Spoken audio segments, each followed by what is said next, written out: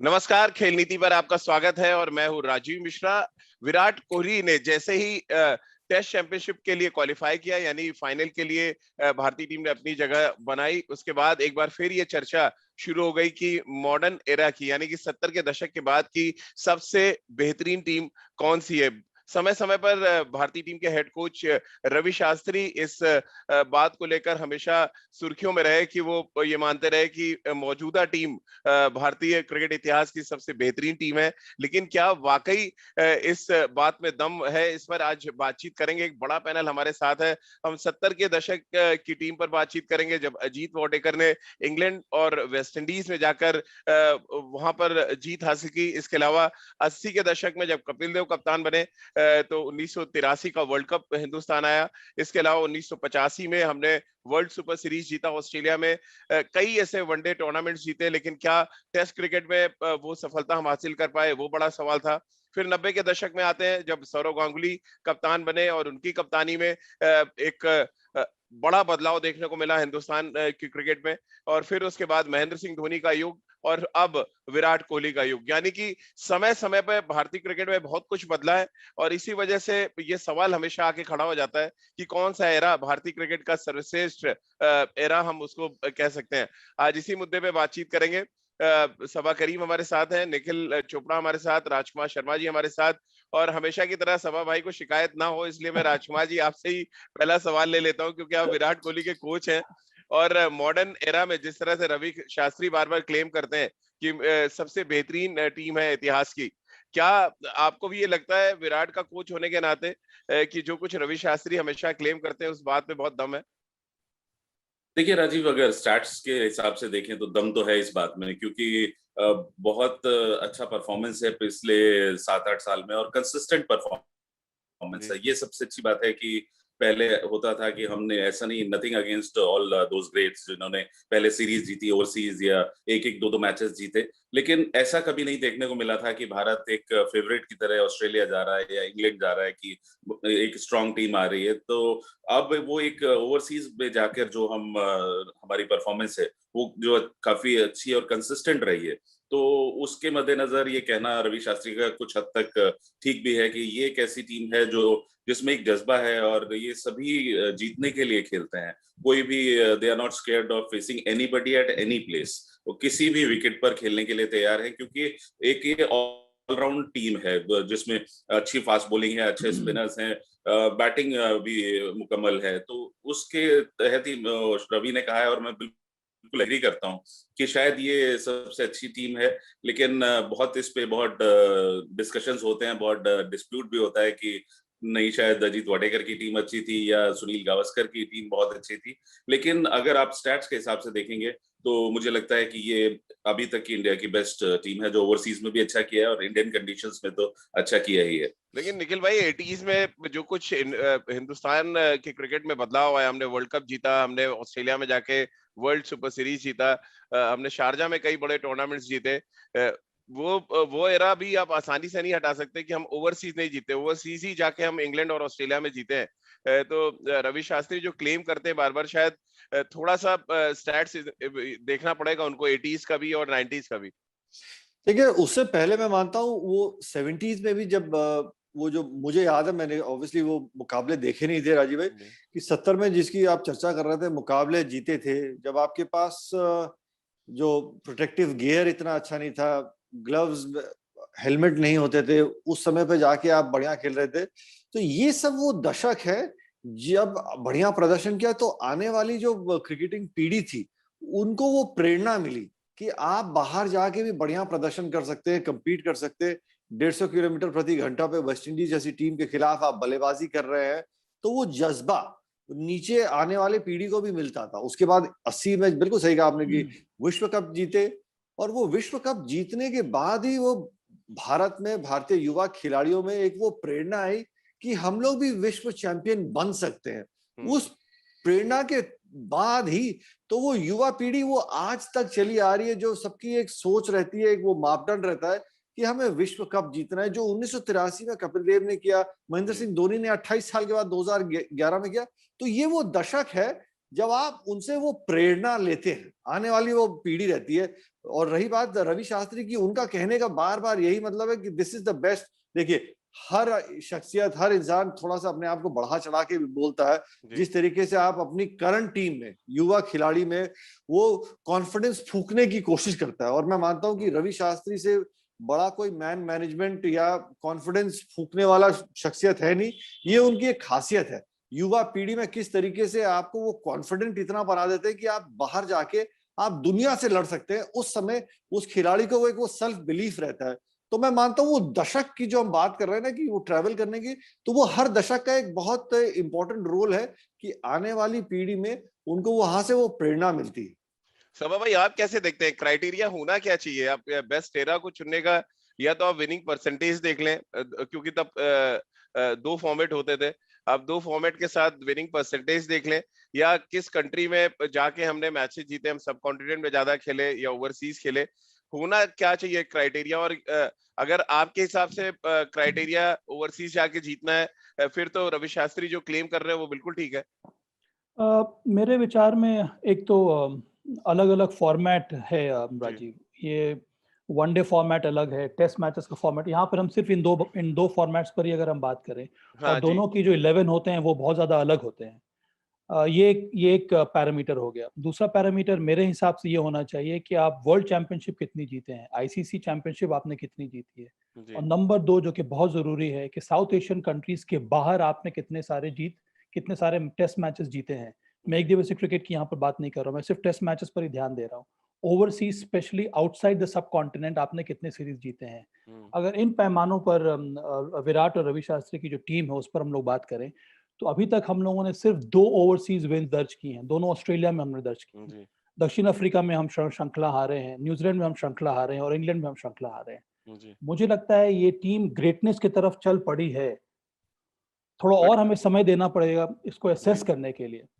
क्या test championship जीतने के बाद आप मानेंगे सबा? नहीं, मुझे लगता है कि टेस्ट चैंपियनशिप जीतना बहुत बड़ी बात होगी, और उससे ज्यादा मैं मानने लगूंगा जब भारत इंग्लैंड में ये जो 5 जो टेस्ट मैचेस होने वाले हैं वहां पर हमने जीत दर्ज की। अगर हम फिर से न्यूजीलैंड के, तो मुझे लगता है कम से कम इस टीम को 1 से 1.5 साल और लगेगा उस ग्रेटनेस को अचीव करने के लिए। और निखिल और राजकुमार ने सही कहा कि इसमें कई अच्छे प्लेयर्स हैं जिन्होंने अपने आप को साबित किया है, यंगस्टर्स हैं। अलग अलग एरा की टीम को डिफाइन करना बड़ा कठिन हो जाता है, क्योंकि अलग अलग चैलेंजेस होते हैं हर एक एरा में, हर एक दशक में। और पुराने वाले दशक में भी कई सारे चैलेंजेस आए हैं जिसको अलग अलग कप्तानों ने अलग प्रकार से टैकल किया है, और उसी वजह से इस समय की जो टीम है उतनी ज्यादा सशक्त नजर आ रही है। पर मेरे हिसाब से दम है इस बात में, पर मुझे लगता है कि ग्रेटनेस अचीव करने में अगर इसी प्रकार की रफ्तार पकड़ के रखी विराट कोहली की टीम ने, तो आने वाले 1 या 1.5 साल में हम ये जरूर कह सकते हैं कि ये सबसे तगड़ी टीम है। राजकुमार जी, सभा ने तो सिरे से नकार दिया है। आपने तो बिल्कुल मान ही लिया था कि विराट की टीम बेस्ट है, बट अब तो मतलब एक तरह से क्या कहा जाए कि सभा भाई ने चैलेंज कर दिया आपको कि अब आप प्रूव करें कि ये टीम कैसे आप मान रहे हैं नंबर 1। नहीं, जीत के दिखाइए। जीत के दिखाइए। बिल्कुल नहीं, मैं एग्री करता हूँ सभा के साथ, लेकिन सभा ने मुझे उसका ऑल्टरनेट नहीं दिया कि कौन सी टीम बेहतर थी। अगर नहीं, वो तो बताएंगे आगे, लेकिन अभी तो आप बताएं ना कि एक भी आईसीसी टूर्नामेंट नहीं जीते हम, ओवरसीज 1 सीरीज जीते हैं, तो फिर आप कैसे क्लेम कर सकते हैं कि आप इंडियन हिस्ट्री का बेस्ट एरा इस समय चल रहा है? राजीव, मेरा मानना है कि अगर आप ये टीम देखें, ये टीम जितनी फिट है, आज तक भारतीय कोई भी ऐसी टीम इतनी फिट नहीं थी। फिटनेस एक बहुत इंपॉर्टेंट पार्ट है जिसमें इंजरीज नहीं है। अब एक सर फिटनेस है, मतलब फिटनेस से वर्ल्ड कप जीत रहे होते, फिर तो समझ आता है आपको तो क्रिकेट खेल के जीतना पड़ेगा। कमिंग टू दैट ओनली, वो एक प्रोसेस है। अब वो प्रोसेस वो चल रहा है, वो प्रोसेस। सर प्रोसेस से हम कैसे मान लें कि बेस्ट एरा है? प्रोसेस कभी बेस्ट एरा बनाएगा नहीं, आपको तो रिजल्ट देना पड़ेगा बेस्ट एरा बनने के लिए। डेफिनेटली अब रिजल्ट्स आपके सामने आने वाले हैं। जब Bharat world test championship hopefully जीतेगा, आगे T20 वर्ल्ड कप आ रहा है, तो वो समय आ गया है कि अब ये टीम परिपक्व हो रही है एक बड़े बड़े टूर्नामेंट जीतने के लिए, क्योंकि टीम बिल्ड करने में भी समय लगता है, और ये समय लगा है तो क्लेम ना करे ना राजकुमार सर, क्लेम क्यों कर रहे हैं? अगर समय लग रहा है तो फिर समय दे। ये तो क्लेम करना कि एक ऑस्ट्रेलिया में सीरीज जीत के हम क्लेम करने लगे कि हम बेस्ट एरा चल रहा है इंडियन क्रिकेट देखो हिस्ट्री राजीव, का? जहां तक बात है कि हमने आईसीसी चैंपियनशिप नहीं जीती, मेरा बिल्कुल मानना है कि बिल्कुल ये ठीक क्लेम है। लेकिन अगर आप उसमें भी परफॉर्मेंस देखें, आईसीसी चैंपियनशिप में भी भारत बिना कोई मैच हारे फाइनल तक पहुंचा। एक वन बैड डे की या गलत वो डिसीजन हो गया कि पहले गेंदबाजी करने का, और भारत वो मैच हार गया, फाइनल मैच हार गया। इसी तरह अगर न्यूजीलैंड में भी उस दिन अगर बारिश नहीं होती तो शायद भारत आसानी से वो मैच जीत गया था। और उससे पहले का अगर आप वर्ल्ड कप का रिकॉर्ड देखें तो बेहतरीन परफॉर्मेंस रही थी भारत की, जो कि पहले कभी ऐसे देखने को नहीं मिलती थी कि भारत अनचैलेंज्ड या बिना अनडिफीटेड वहां तक पहुंचता था। और इस बार ऐसा हो रहा था, लेकिन ठीक है, थोड़ा सा लक भी शायद साथ नहीं था, और उसकी भी जरूरत होती है क्रिकेट में, जैसे सभी जानते हैं कि लक पार्ट प्ले करता सभा है। भाई ये मुस्कुरा रहे हैं एक्सक्यूजेस आपकी नहीं। बात सुन के राजकुमार। मैं समझ रहा हूँ, और सभा भाई लेकिन सभा भाई ये कहना भी चाह रहे हैं कि चाचा के अगर मूछें होती तो वो चाची बन जाती है, होता नहीं वैसे क्रिकेट में। एग्रीड, लेकिन वन बैड डे या वो 15 मिनट वर्ल्ड कप के, एक 15 मिनट खराब क्रिकेट हुई और उसी में भारत वो वर्ल्ड कप जीतने से वंचित रह गया। तो कहीं ना कहीं कुछ ऐसी बातें नहीं है, लेकिन ओवरऑल अगर आप परफॉर्मेंस देखें भारत की, तो मुझे लगता है बहुत लाजवाब और बहुत कंसिस्टेंट परफॉर्मेंस रही है। और यहाँ पर क्यों नहीं बात करें हम साथ साथ वनडे क्रिकेट की भी, क्योंकि बेहतरीन प्रदर्शन भारत ने किया है वनडे क्रिकेट में भी किसी भी देश के खिलाफ। तो कुल मिला के एक ओवरऑल अगर देखा जाएगा तो पैकेज की तरह देखा जाएगा, खाली हम टेस्ट मैचेस नहीं देख सकते। बिल्कुल सभा भाई, मुझे तो लग रहा था अभी कि मैं रवि शास्त्री को ही सुन रहा हूँ जैसे। अब इस साल रवि शास्त्री का टर्म खत्म हो रहा है।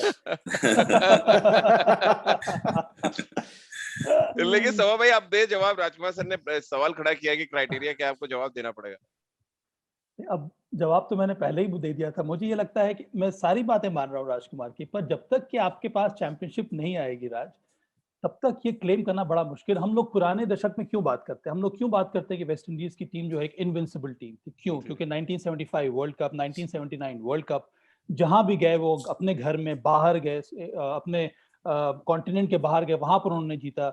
उन्होंने ऑस्ट्रेलिया को पछाड़ा, इंग्लैंड को पछाड़ा, मतलब जहां भी गए। सब यहाँ पर बात हम बेस्ट इंडियन टीम की कर रहे हैं, हम कंपेयर नहीं कर रहे हैं उसको वेस्ट इंडीज टीम से या ऑस्ट्रेलियन टीम से। एग्जांपल दिया जा रहा है। राज में एक उदाहरण के तौर पर एक्सप्लेन कर रहा हूँ कि कब आप कहते हैं, क्लेम कर सकते हैं कि भाई मेरी टीम इनविंसिबल है। मैं टेस्ट में इंडिया की बात कर रहा हूँ, तो मैं कह रहा हूँ वो लेवल पहुंचने के लिए अभी वक्त लगेगा। जिस तरह से इनविंसिबल थी वेस्ट इंडीज की टीम, या फिर एक दौरा था, एक फेज था जब स्टीव वॉ कप्तान थे ऑस्ट्रेलिया की टीम के, उन्होंने 16 टेस्ट मैचेस लगातार जीते, उसमें एक ड्रॉ भी नहीं था, और उनके पास कई शानदार प्लेयर्स थे, उसमें उन्होंने दो वर्ल्ड कप भी जीते। इसीलिए कहा जाता है कि ऑस्ट्रेलिया की जो वो फेज था, वो मुझे लगता है कि सबसे अच्छा उनका फेज था।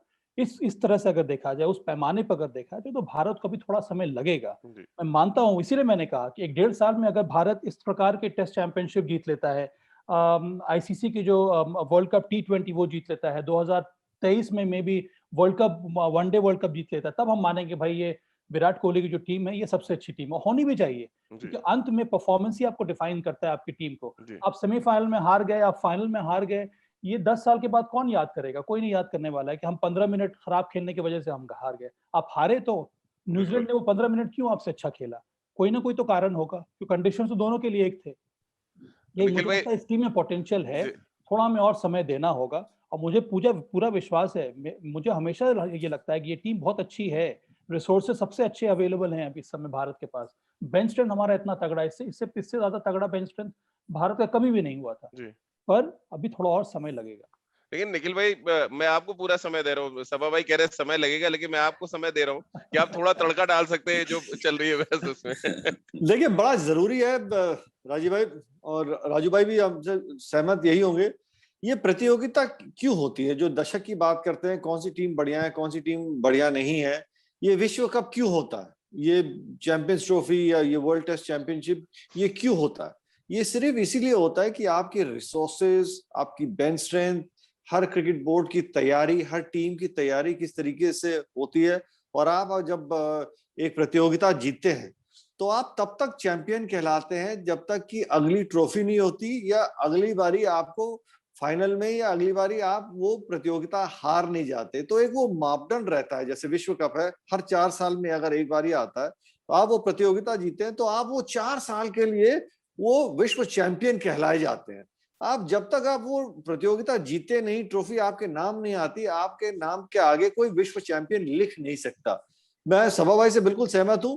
हमने तैयारी बहुत शानदार तरीके से की और जिस तरीके से बीसीसीआई ने उस तैयारी में पूरी तरीके से भारतीय टीम के साथ खड़े होकर नर्सरी तैयार की, एनसीए में जिस तरीके से खिलाड़ी तैयार हो रहे हैं वो शानदार है। बट अंत में वो एरा जो है वो बेस्ट एरा तब माना जाएगा जब आप लगातार प्रतियोगिता जीते जाएंगे। और मैं सभा भाई से एक चीज से और बहुत सहमत हूं, क्योंकि ये जो 1.5 साल है ना भारतीय क्रिकेट और इस टीम के लिए वो डिफाइनिंग मोमेंट है। और ये टीम के अंदर अगर हर खिलाड़ी ये समझ जाता है कि एक वो 5 दिन का वर्ल्ड टेस्ट चैंपियनशिप का जो फाइनल है वो आखिरी पड़ाव वो जीत जाते हैं, T20 विश्व कप है, उसके बाद एक और है, फिर आपके पास 50 ओवर का है, ये अगर आप लगातार जीते चले गए तो इसमें कोई दो राय नहीं है कि गुरु इससे बढ़िया कोई टीम ही नहीं है, क्योंकि आप अगले 1.5 साल में हर फॉर्मेट के विश्व चैंपियन बन जाएंगे। और ये मेरे को लगता है कि भारतीय क्रिकेट या किसी भी क्रिकेटिंग टीम के इतिहास में हुआ नहीं कि आपके पास मौका है तीनों फॉर्मेट के विश्व चैंपियन बनने का। बिल्कुल। और ऐसा लग रहा है राजकुमार सर की निखिल भाई तो ऑस्पिन डालते ही थे, सभा भाई ने भी दस्ताने उतार के आपके अगेंस्ट गेंदबाजी शुरू कर दी। तो दोनों एंड से आपको गेंदबाजी झेलनी पड़ रही है। अब आप बताएं, मतलब ये दो हमारे जो एक्सपर्ट्स हैं वो मानने से कोई तैयार नहीं है। राजीव, इससे पहले कि राज कुछ बोले, ये भी आपको देखना होगा राज के कि रवि शास्त्री का एरा कब से शुरू हुआ है, रवि शास्त्री का टर्म कब से शुरू हुआ है। 2017 चैंपियंस ट्रॉफी हारने के बाद रवि शास्त्री ने कोच की भूमिका निभाना शुरू किया है। 2017 से लेकर 2021 हो रहा है, करीब 4-4.5 साल हो गए। उसमें इस टीम ने क्या क्या अचीव किया है in terms of overseas win test matches में और वर्ल्ड चैंपियनशिप। अभी तक हमारे पास कोई भी वर्ल्ड चैंपियनशिप नहीं आई है हाथ में इस 2017 के बाद से। उसके साथ साथ हमने सिर्फ 2 overseas outside the subcontinent test series जीती है ऑस्ट्रेलिया में, हमने उसके अलावा और कोई भी टेस्ट सीरीज जीती नहीं है। तो अभी जब जो भी आप जवाब दें इस पर जरा जरूर ध्यान देना, इसलिए मैं बात ये रिपीट कर रहा हूँ। आने वाले समय में अगर वर्ल्ड टेस्ट चैंपियनशिप भारत जीत लेता है, अगर इंग्लैंड में हम श्रृंखला जीत लेते हैं, तब मैं मानूंगा कि हमने 70 और फिर हम वर्ल्ड कप T20 जीत लेते हैं, तब मुझे लगेगा कि हमने कम से कम बहुत ज्यादा अचीव कर लिया। कम से कम 80-85% हमारी टीम जो है वो बहुत ज्यादा सबसे तगड़ी मानी जाएगी। नहीं, एग्रीड। सब आप लोग कंपेयर कर रहे हैं भारतीय टीम को कि ये वेस्ट इंडीज की तरह उतनी डोमिनेटिंग नहीं है या स्टीव वॉ की टीम जैसी डोमिनेटिंग नहीं है। मैं कंपेयर कर रहा हूँ भारतीय टीम को जो 70s के बाद से रही। अगर अजीत वाडेकर की टीम 2 ओवरसीज जीती थी सीरीज, उसके बाद कपिल पाजी ने वर्ल्ड कप जीता, या हम वर्ल्ड चैंपियनशिप जीते थे ऑस्ट्रेलिया में, रॉकमिन्स कप था शायद। तो उस तरह वहां भी बहुत कम अचीवमेंट्स हैं, और ऑस्ट्रेलिया में जाकर ऑस्ट्रेलिया को हराना वो कोई मीन अचीवमेंट नहीं है। एंड इस बार तो ऐसा भी हुआ जबकि भारत की जो सीनियर प्लेयर्स थे वो बहुत सारे अवेलेबल नहीं थे, और उस बावजूद उसके भारत ने वो सीरीज जीती। तो ये आप ऑस्ट्रेलिया को ऑस्ट्रेलिया में हरा रहे हैं, जो कि पहले कभी नहीं होता आया था।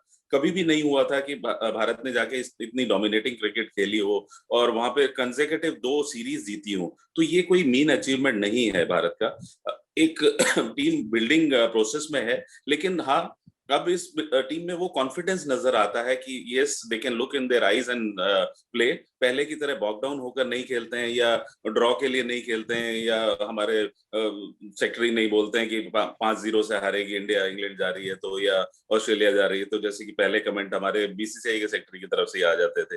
तो ऐसा नहीं है। अब इस टीम से सबको आशाएं हैं, पूरी उम्मीदें हैं कि ये एक ऐसी टीम है जो किसी भी टीम को उनकी कंडीशन में भी हरा सकती है, बिकॉज ये एक बहुत बैलेंस टीम है, बहुत फिट टीम है, अप्रोच अच्छा है। और जहां तक रवि शास्त्री की बात है तो मैं रवि को बहुत क्रेडिट देना चाहूंगा कि जरूर जैसा आपने कहा कि बहुत ज्यादा आईसीसी ट्रॉफीज नहीं जीती हैं, लेकिन इस टीम को बिल्ड करने में, इस टीम को कॉन्फिडेंस देने में रवि का बहुत बड़ा योगदान है। बहुत अच्छा टीम जो मैन मैनेजमेंट है उनका वो बहुत क्लास है, क्योंकि काफी मैं बातचीत होती है मेरी प्लेयर्स से, तो एवरीबडी सेज कि उनका कंट्रीब्यूशन बहुत पॉजिटिव रहता है, और वो एक जिम्मेदारी लेते हैं अपनी टीम की, जो कि अक्सर मैंने देखा कि फॉरेन कोचेस अगर हार जाते हैं तो वो टीम पर डाल देते हैं, और अगर जीत जाते हैं तो अपना क्रेडिट लेना चाहते हैं। रवि ऐसा नहीं है, वो स्टैंड करते हैं अपनी टीम के साथ, अपनी टीम के लिए जवाबदेही उनके पास होती है, या अगर अच्छा नहीं भी खेला हो तो वो डिफेंड करते हैं, अपने प्लेयर्स को प्रोटेक्ट करते हैं, कॉन्फिडेंस देते हैं। तो वो एक सेंस ऑफ सिक्योरिटी अब इस टीम में काफी हद तक देखी जा रही है, जिस वजह से मेरा मानना है कि एक प्रोसेस में है ये टीम। मैं नहीं कहूंगा कि ग्रेटेस्ट बन गई है, yes it is likely to be the greatest team, और मेरा मानना है कि बहुत शानदार प्रोस्पेक्ट है इस टीम में आज तक की ग्रेटेस्ट टीम बनने के। लेकिन सबा भाई, अगर आप आईसीसी टूर्नामेंट्स को मापदंड मान रहे हैं कि ये एरा सबसे अच्छा था, फिर तो महेंद्र सिंह धोनी का एरा सबसे अच्छा माना जाएगा। 2007 में वर्ल्ड कप, 2011 में 50 ओवर का वर्ल्ड कप, फिर चैंपियंस ट्रॉफी, टेस्ट क्रिकेट में नंबर 1 बनना, तो उस एरा को भी वैसे कोई मानने को तैयार नहीं होता। महेंद्र सिंह धोनी का जो एरा एक चला, जिस तरह से मैचेस वो जीते, 24% मैच वो हारे हैं खाली अपने उस एरा में, तो टेस्ट और वनडे मिला लिए, बहुत बड़ा अचीवमेंट है सबा भाई। और तब रिसोर्सेज, या आज के हम गेंदबाजों के रिसोर्सेज देखें तो ये भी एक मुद्दा हो जाएगा कि रिसोर्सेज क्या थे और तब आप कैसे जीते। क्या उस एरा को फिर हम भारतीय क्रिकेट का सबसे बेहतरीन एरा मारे जब महेंद्र सिंह धोनी ने कप्तानी की और आईसीसी टूर्नामेंट्स हम जीतते चले गए? इसीलिए मुझे लगता है वो जबरदस्त अचीवमेंट रहा है एमएस धोनी का। एक कप्तान के रूप में उनके अंडर भारत ने 3 आईसीसी चैंपियनशिप जीती है, world cup, T20, world cup, one day cricket, फिर चैंपियंस ट्रॉफी इसके पहले भारत ने कभी टेस्ट क्रिकेट में नंबर 1 भी रहे, और टेस्ट क्रिकेट में भी हम लोग नंबर 1 थे। वहां पर रिसोर्सेज थे हमारे पास, वहां पर बहुत ज्यादा प्रोफेशनल एटीट्यूड के साथ भारतीय टीम मैदान में उतर रही थी, और तब भी हम जब बाहर जा रहे थे खेलने के लिए हमारा प्रदर्शन काफी अच्छा रह रहा था। हालांकि मैं मानता हूँ एक बहुत बड़ा अंतर ये है, जैसे कि राजकुमार ने कहा कि ऑस्ट्रेलिया में या फिर ओवरसीज विंस, टेस्ट मैचेस में एमएस धोनी की कप्तानी में भी भारत ने अचीव नहीं की थी। वो एक क्वेश्चन मार्क जरूर रहेगा। पर वनडे क्रिकेट में, वर्ल्ड चैंपियनशिप मैचेस में भारत का शानदार प्रदर्शन रहा है। अब लोग कहते हैं कि जो सौरव गांगुली कप्तान थे तब वो गोल्डन एरा था भारतीय क्रिकेट का।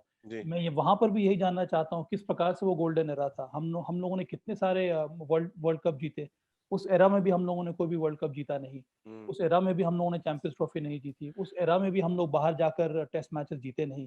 ज्यादातर जो हम लोगों ने किया वहां पर जाके, हो सकता है कि हम लोगों ने सीरीज ड्रॉ की, आप चाहे वो दक्षिण अफ्रीका में या फिर ऑस्ट्रेलिया में हो। इंग्लैंड में भी ड्रॉ की थी दादा ने, इंग्लैंड में भी ड्रॉ किया। अगर हम ओवरसीज जीत की बात करें टेस्ट मैचेस में, तो कपिल देव की कप्तानी में 1986 में हम लोगों ने इंग्लैंड को हराया था। उसके बाद ऑस्ट्रेलिया में भी सीरीज जीते हैं। राहुल द्रविड़ की कप्तानी में भी हम लोगों ने, निखिल मुझे याद नहीं आ रहा वो सीरीज, जब राहुल द्रविड़ कप्तान थे 2002 में जीत दर्ज की थी। तो इसीलिए मुझे लगता है कि इस टीम में पोटेंशियल बहुत ज्यादा है, पर अभी भी नहीं। सबा जवाब नहीं दिया आपने मेरी बात का। क्या महेंद्र सिंह धोनी का एरा फिर आप बेहतरीन मानते हैं?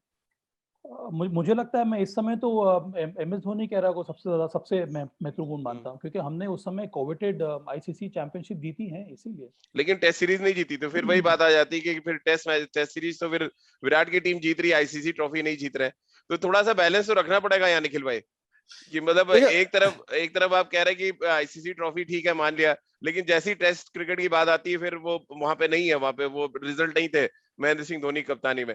जो रिजल्ट एक्चुअल आए दोनों फॉर्मेट में, वो 80s में, जो सभा ने भी कहा कि कपिल बाजी ने वर्ल्ड कप भी जीता, कपिल बाजी ने बैंसन एजेस सुपर सीरीज जीती, जाके शारजा में बैक टू बैक टूर्नामेंट जीते, और उसके अलावा ऑस्ट्रेलिया और इंग्लैंड को हराया जाके उनकी कंट्री में।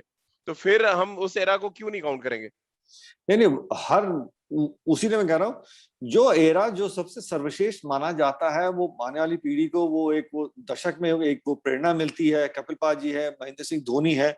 महेंद्र सिंह धोनी उस समय भी भारतीय टीम जो आईसीसी का एक मापदंड था कि कितने आपको अंक मिलते हैं टेस्ट मैचेस जीतने के, उस हिसाब से भारतीय टीम पहली बारी टेस्ट चैंपियनशिप ना होते हुए पहली बारी वर्ल्ड नंबर 1 बनी थी कि टेस्ट टीम है ये। जो भी मापदंड थे, आपको जहां भी आप मुकाबले खेले, तब उस समय कितने मैचेस आप घर में खेले, बाहर में खेले, वो आईसीसी का लुकआउट है। बट महेंद्र सिंह धोनी के अंडर कम से कम आप T20 के विश्व चैंपियन बने, 50 ओवर की क्रिकेट के बने, और सर्वश्रेष्ठ टीम बने टेस्ट टीम, और जिस तरीके से कपिल पाजी, तो ये अलग अलग एराज है। बट मैं बिल्कुल सहमत हूँ सवा भाई से कि यहाँ पे अरे निखिल भाई, हेडलाइन भी तो देनी है, आप बताएंगे नहीं जब तक कौन सी टीम सबसे आगे कैसे हो गए, तो गोल मोल चलता ही रहेगा कि ये टीम मैं तो रिजल्ट पे आना चाह रहा हूँ सीधे, जैसे राजकुमार जी ने क्लियर मान लिया है कि विराट कोहली का एरा जो है बेस्ट एरा है, जो उनकी टीम चल रही है, तो आपको तो मानना पड़ा। मैं तो आपको दे रहा हूँ ऑप्शन की, कपिल पाजी का ये ऑप्शन है और धोनी का ऑप्शन है। मैं मानता हूं एक नंबर इस समय मैं महेंद्र सिंह धोनी को इस समय मानता हूं कि जिस तरीके से उनका एरा चल रहा था, उसके बाद कपिल देव। ये ब्रेकिंग मिली ना, अब ठीक है, ये ब्रेकिंग मिली ना। अब आपको एक और हेडलाइन दे रहा हूं, लेकिन ये टीम जो है वो जीत की दहलीज पे खड़ी है, इतिहास में अपना नाम सुनहरे अक्षरों में लिखने से, क्योंकि ऐसा कभी भी नहीं हुआ कि अगले 1.5 साल में आपके पास मतलब विश्व टेस्ट चैंपियनशिप, T20 और फिर एक बार फिर से 50 ओवर का विश्व चैंपियन बनने के लिए तो आप गोल्डन तरीके से पूरे विश्व क्रिकेट को आप रूल कर सकते हैं। आप उस दहलीज पे खड़े हुए, आप किस तरीके से आप उसको इस्तेमाल करते हैं वो आपके ऊपर है। कि हर खिलाड़ी का नाम जो है ना वो सुनहरे अक्षरों में लिखा जाएगा अगले 1.5 साल में, अगर आप ये चीजें अचीव कर गए तो। क्या सभा भाई, बेहतरीन खिलाड़ियों का जमावड़ा होना भी आप किसी टीम को बेस्ट मान सकते हैं? अगर हम दादा की टीम को देखने जाएं तो टॉप टू बॉटम इतने बड़े सितारे कभी मैंने जितना क्रिकेट कवर किया या सुना है देखा, एक साथ नहीं खेले कभी हिंदुस्तान की टीम में। क्या ये भी एक क्राइटेरिया हो सकता है जहाँ पे सचिन तेंदुलकर, राहुल द्रविड़, वेवियस लक्ष्मण, खुद दादा वीरेंद्र सहवाग, फिर जहीर खान, अनिल कुंबले, हरभजन सिंह, क्या ये एरा भी आपको मजबूर कर रहा है कि इसके बारे में सोचा जाए?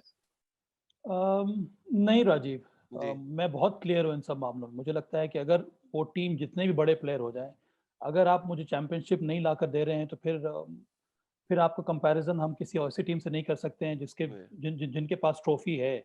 और अंतर्राष्ट्रीय स्पोर्ट्स में अगर आप कहीं भी देख लें, प्लेयर जितने भी बड़े हो जाए, अंत में आपको आपको वर्ल्ड कप जीतना होगा।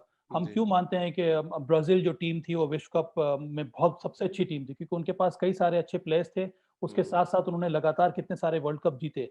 पर ये अब उनका फेज खत्म हो गया। अब दूसरी टीमें हैं जो अच्छा कर रही हैं।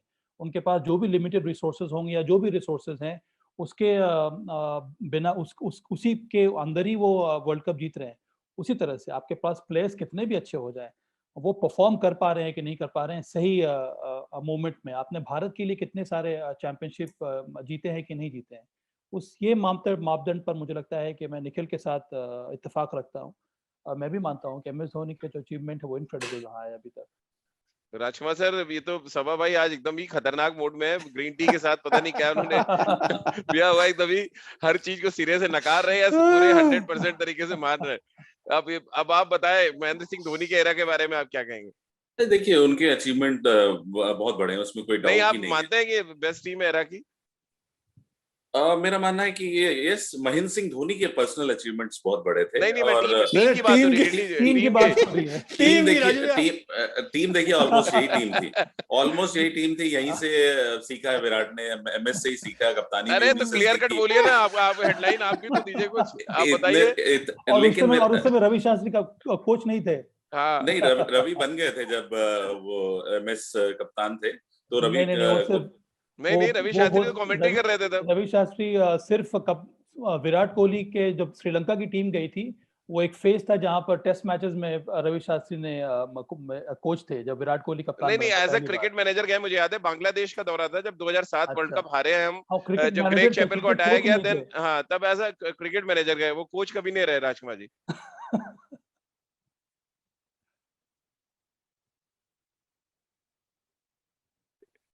संपर्क टूट रहा है क्या राजकुमार सर से हमारा? तोड़ दिया है संपर्क राजकुमार। टाइमिंग बहुत बढ़िया है संपर्क टूटने की। आ गए सर, वापस आ गए। सर बताए, रवि शास्त्री कभी कोच नहीं रहे सर, वो क्रिकेट मैनेजर थे 2007 में जब चैपल को हटाया गया था। जी देखिए, मेरा यही मानना है कि ये ऑलमोस्ट वही टीम थी, लेकिन अब उसको जो वहां से एक सिलसिला चालू हुआ था, और मैं कुछ नहीं, I am nothing against MS Dhoni. मेरा मानना है कि आज तक के वो सबसे सक्सेसफुल कैप्टन है, उसमें कोई डाउट ही नहीं है। तो उनके टाइम से जो टीम बिल्ड होनी शुरू हुई थी, वो अब आकर उस स्टेज पर पहुंच गई है कि यस, अब मैं कह सकता हूं कि ये शायद बेस्ट टीम है। हाँ, अचीवमेंट्स अगर आप खाली ICC को मानते हैं, ICC ट्रॉफीज को, तो आने वाले 1 साल में BCCI के ऑफिस में आपको ट्रॉफीज लगी हुई मिल जाएंगी जिनकी आपको तलाश है। ट्रॉफीज तो है, ट्रॉफी से कप्तान की फोटो बड़ी इंपॉर्टेंट हो जाती है राजकुमार जी। कप्तान की फोटो भी तो चाहिए ट्रॉफी। कप्तान के बिहाफ पे ही कह रहा हूँ कि अगले 1 साल में आपको वो तीनों ट्रॉफीज वहां पे रखी हुई मिल जाएंगी, गॉड विलिंग। तो मेरा अभी भी यही मानना है कि ये एक बहुत स्ट्रांग टीम है, और एक एटीट्यूड अगर आप देखें इस टीम का, एक खेलने का तरीका देखें, तो मुझे लगता है कि ये बेस्ट टीम है जो ओवरसीज में जाके भी बहुत कॉम्पिटिटिव क्रिकेट खेल रही है और मतलब कंसिस्टेंट है। सबसे बड़ी बात है कि कंसिस्टेंट है। अगर आप इनका वनडे रिकॉर्ड्स भी देखो या अगर आप जिस तरह फाइट बैक की है, पहला टेस्ट मैचेस हारने के बाद सीरीज इन्होंने 2-3 बार ऐसे कारनामे करके दिखाए हैं, तो इसीलिए शायद रवि ठीक कह रहे हैं कि ये बहुत कॉम्पिटिटिव टीम है और अभी प्रोसेस है। कुछ यंगस्टर्स हैं, जब वो थोड़ा और एक्सपीरियंस हासिल कर लेंगे तो मुझे लगता है कि ये बेस्ट टीम होगी। लेकिन सबा भाई कंसिस्टेंट अगर होने की बात है, जो राशिमा सर कह रहे हैं कि कंसिस्टेंट है इसलिए आप इनको नंबर 1 मान ले या प्रोसेस में है नंबर 1 बनने के, फिर तो अजीत वाडेकर का जो सीरीज जीती उन्होंने लगातार बैक टू बैक, इंग्लैंड को इंग्लैंड में हराना, फिर वेस्ट इंडीज को जाके वेस्ट इंडीज में हराना 70s में, फिर तो वो कंसिस्टेंट तरीके से जीते। मैं आज भी ब्लैक एंड व्हाइट वो तस्वीरें देखता हूँ जब मुंबई एयरपोर्ट के बाहर अजीत वाडेकर की टीम आई, वो वर्ल्ड कप जीतने जैसा जश्न मना है उस समय। तो फिर वो भी तो एरा था और वहां तब फास्ट बॉलर्स नहीं थे आपके पास। आप एकनाथ सोलकर से गेंदबाजी कराते थे नई, जहां तक मुझे याद है सनी भाई ने एक आध बार नई गेंद डाली है। राजीव ये कोई एक्सक्यूज नहीं है कि वहां पे फास्ट बॉलर्स नहीं थे। क्यों नहीं थे? अब ये एक प्रोसेस है, किसने डेवलप किया? एक्सक्यूज नहीं है सर, मैं तो बता रहा हूँ रिसोर्सेज की जो बात आप कह रहे हैं। नहीं, रिसोर्सेज आज हैं, पहले नहीं थे। अब रिसोर्सेज डेवलप किए हैं ना, रिसोर्सेज डेवलप किए। अरे अच्छी बात, हम तो बहुत शुक्रगुजार है कि रिसोर्सेज हुए, लेकिन यहाँ मुद्दा ये है कि उस एरा में जब वो जीते हैं तो उनके पास वो रिसोर्सेज नहीं थे, तब जीते। मैं ये कह रहा हूँ अभी तो हम जीत रहे हैं तो अच्छी बात है, फास्ट बॉलर जिता रहे हैं। तब तो फास्ट बॉलर थे ही नहीं। अब एकनाथ सोलकर को आप फास्ट बॉलर मानेंगे?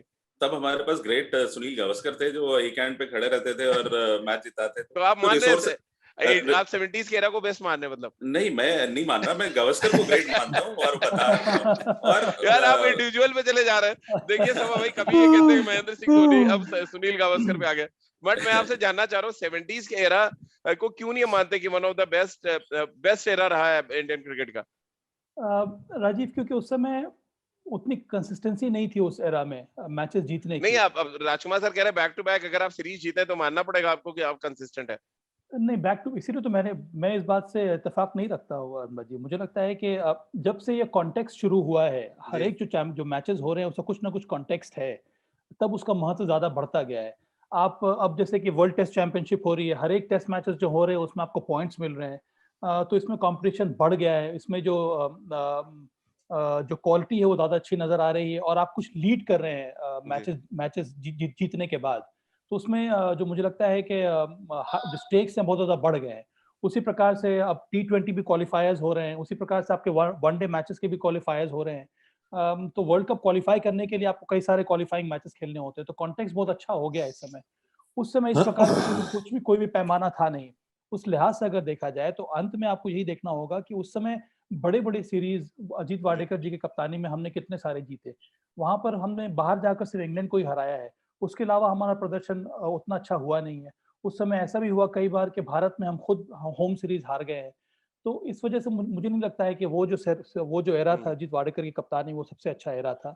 मैं इसीलिए बार बार दोहरा रहा हूँ कि मेरे लिए आईसीसी चैंपियनशिप जीतना बहुत ज्यादा जरूरी है।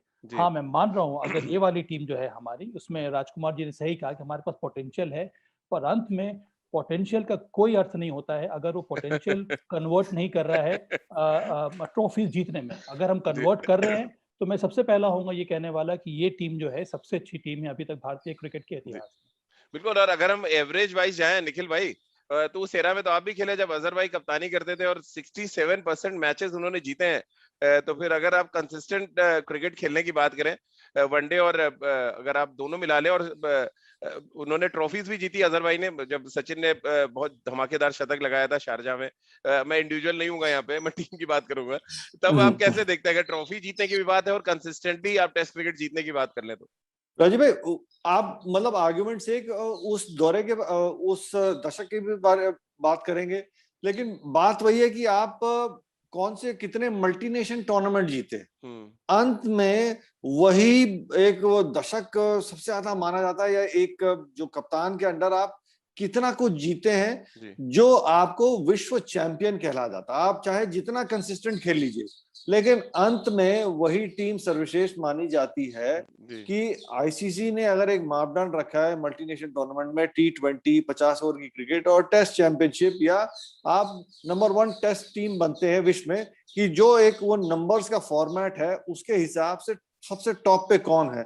और वही नाम लिखा जाता है क्रिकेट के इतिहास में, ये टीम विश्व चैंपियन रही है इस साल से लेके इस साल तक, तो आप उसी को सबसे सर्वश्रेष्ठ मानेंगे ना। हम लोग वही बात कर रहे हैं कि कंसिस्टेंट बहुत बढ़िया खेले, लेकिन जब फाइनल दौड़ आई तो जीत नहीं पाए। पर इस टीम में मैं अभी भी कह रहा हूं, इतिहास बनाने की नहीं, मतलब ऐसा एक इतिहास रचने के पास एक मौका है अगले 1.5 साल में, जो कोई टीम आने वाले समय में शायद ना कर पाए, क्योंकि वो प्रतियोगिता जितनी भी है ना वो फिर और स्प्रेड हो जाएंगे, फिर आपको और कंसिस्टेंट खेलना इतने स्प्रेड ऑफ टाइम में बहुत मुश्किल रहेगा। बिल्कुल। और यहाँ पे मैं सबा से कहना चाहूंगा कि बीसीसीआई में उनकी बड़ी अच्छी जानकारी है, तो बीसीसीआई ऑफिस में वो जगह बनवा दें इन ट्रॉफीज के लिए अभी से जो अगले 1.5 साल में आने वाली है। राज, मेरा जो कमरा है ना खाली हो गया है, उसमें जगह बहुत ज्यादा है। लेकिन तो ये चाह रहा हूँ कि विराट कोहली के साथ साथ आपकी फोटो भी साफ वहीं लग जाए। बिल्कुल, मिला के नतीजा तो यही निकला है कि आज के इस रोमांचक मैच में निखिल चोपड़ा और सबा करीम की घातक गेंदबाजी के सामने राजकुमार शर्मा जी टिक नहीं पाए। बहुत बल्लेबाजी करने की उन्होंने कोशिश की है, लेकिन ये मैच अब बारिश की वजह से रोकना पड़ रहा है और इसमें एक रिजर्व डे भी रखा गया है, और ये रिजर्व डे तब आएगा जब टेस्ट चैंपियनशिप का फाइनल खत्म हो जाएगा, तो हम एक बार फिर उस रिजर्व डे पे ये मैच आगे शुरू करेंगे। बहुत बहुत शुक्रिया आप तीनों का हमारे साथ जुड़ने के लिए। तो खेल नीति के का हर एपिसोड आप ivmpodcast.com के फेसबुक पेज पे और ivmpodcast.com के यूट्यूब चैनल पे देख सकते हैं। इसके अलावा खेल नीति के हर एपिसोड को आप गाना, स्पॉटिफाई, गूगल पॉडकास्ट और ivmpodcast.com पर रोज सुन सकते हैं। बहुत बहुत शुक्रिया आप सभी का हमारे साथ जुड़ने के लिए। IVM